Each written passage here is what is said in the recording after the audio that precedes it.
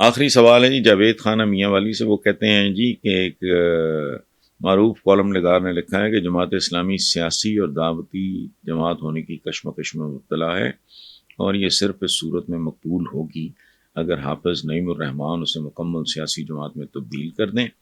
آپ اس حوالے سے ضرور کچھ کہیں کیونکہ آپ اکثر جماعت اسلامی کا ذکر کرتے ہیں. جاوید خان صاحب، یہ بات اپنی جگہ پہ چھوٹی ہوگی لیکن یہ کوئی اتنی طاقتور بات نہیں ہے جس کا آپ نے حوالہ دیا ہے. اسلامی سیاسی دعوتی یہ کیا مجھے نہیں سمجھ آئی.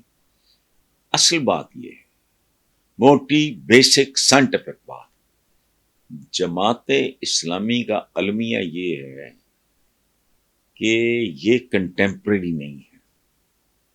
یہ اپنے عہد کے، اپنے عصر کے تقاضوں کو نہ سمجھتے ہیں، نہ ان کے ساتھ یہ سنکرونائز کرتے ہیں اور نہ ان کے ساتھ ہم آہنگ ہے.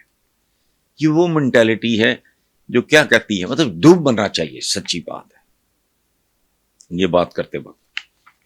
یہ مغرب بے راہ ربی کا شکار ہے. بے راہ ربی کا شکار تو تم، میں تمہارے ایم پی کچے کے ڈاکوؤں کو اسلحہ، دو 4 5 6 سال کے بچوں کے ساتھ جو کچھ تھا، چوروں کا ٹولہ.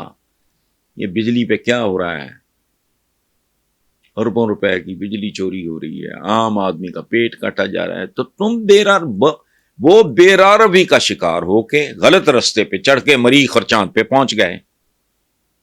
آپ آئی ایم ایف پہنچ گئے. تو ان کو ہوش کچھ نہیں ہے. یہ ویسٹ کو بے راہ روی کا شکار انہاں دا سارا اسلام جڑا ہے نا، وہ گٹوں پہ ہو، شلوار اوپر ہو کے نیچے ہو تو صافہ ہو کہ نہیں ہو، میں سوچ بھی نہیں سکتا. یہ جس طرح کی یہ بہت سے لوگ ان میں سے ٹوپیاں پہنتے ہیں، میں تصور بھی نہیں کر سکتا. وہ نوزائیدہ بھی نہیں، زبردستی جنوائے گئے بھیڑ کے یا بکری کے بچے کی کھال کی ٹوپی ہوتی ہے. پریگننٹ بکری یا جو بھی ہوتی ہے وہ اس کو بھگاتے ہیں. وہ انڈر پریشر بچے کو جنم دیتی، پھر اس کی نرم کھال سی ٹوپا، پتہ نہیں اس کو کون سی ٹوپی کہتے ہیں، مجھے نہیں پتا. تو بے راہ ربی کا وہ شکار ہیں جو مریخ پہ ہیں اور چاند پہ ہیں، جو کینسر جیسے مرض سے لڑ رہے ہیں، جن کی ایجادات سے ہاسپٹل بھرے ہوئے ہیں. تم نے تو انجیکشن نہیں بنایا. تو خدا کا خوف کرو. اسلام عظیم تر پیغام اور دین ہے. مسلمان کیا ہیں؟ مطلب بی کنٹمپرری.